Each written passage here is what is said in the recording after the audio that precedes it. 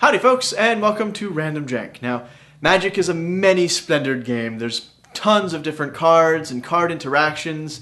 Makes for a lot of fun. Makes for a lot of complexity. Makes for something that might be very hard for somebody to actually get into. So, if you have friends that are looking to get into the game, show them this video, because I'm going to show you how to introduce the game to your friends.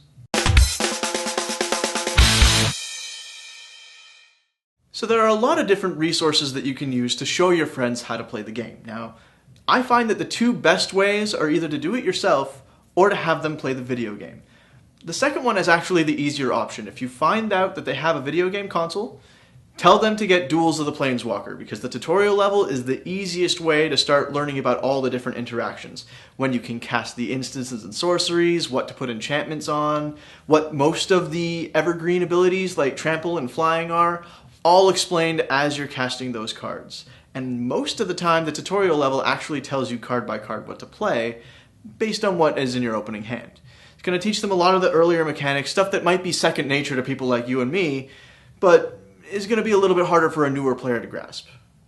Now, not everybody plays video games and Magic, so for those people, I take a really long time to sit down, get through all the basics, and make sure that they understand everything fully. And what I do is I choose the two easiest colors to learn on the surface, green and red, and I have it as two separate decks. And what I do is I make sure to have 17 lands and 23 creatures in one and the other. Make sure that there's a nice balance. Unfortunately, green ends up being a little bit overpowered just because green has the bigger creatures. But then again, red also has the fastest creatures, so you might be able to balance it out a little bit. Now, as I'm playing through the game, I play it through twice with exactly that deck. The first time, it's just putting down lands, teaching them how to just put down the lands one per turn, and casting the creature spells to swing and attack and block, and make sure everything like that is, pretty much well ingrained. It's the easiest part of the game to know. Now, as soon as that's done, I restart the game, shuffle everything up, and then I start teaching them about the creature abilities, the things like trample, or flying, or protections, or first strike, or haste, or all those other abilities that, again, people who have been playing the game for years are just going to understand it, or if you're playing with a core set, everything's going to be explained on the card, but if they've never played the game before, they're not going to understand any of that language in the first place. So the best thing to do is to do it like that. Now, Magic isn't just about casting big creatures and swinging.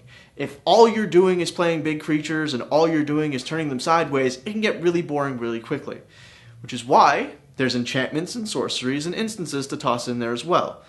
So, after the second game and you show them all the basics of the game with just the creatures, you add in 5 more lands for each color, and you add 5 of each of the different types of spells. The enchantments, the instances, and the sorceries. And then you just show them how to play that way, how you can use instances to kill off a creature mid-combat, how you can use enchantments to buff up a creature and make it a lot tougher to, harder to deal with in the long run, and when a good time to actually do all the casting and stuff is, because some of the strategy comes not in just casting your spells, but in learning when to cast your spells. Now, I've heard of other people teaching other people how to play this game by actually having their hands open outright and explaining every single card as it comes up. Now, the problem that I have with this method of teaching is that you're trying to overload somebody with a lot of information all at one time. That's actually why my favorite way of showing people how to play is with the video games, because it only shows things as they're happening, as it's important, rather than just showing everything all at once and trying to give people too much information all at one shot. There's a way of teaching people to get them interested in the game, and then there's a way of overwhelming somebody so that they never want to see another Magic card again. And unfortunately, I've fallen victim to both types of teaching for other people. It's not something that's really good, because Magic is a lot of fun. You can do a lot of cool things with Magic cards. Not just stare at pretty pictures, but actually have a lot of fun with the game.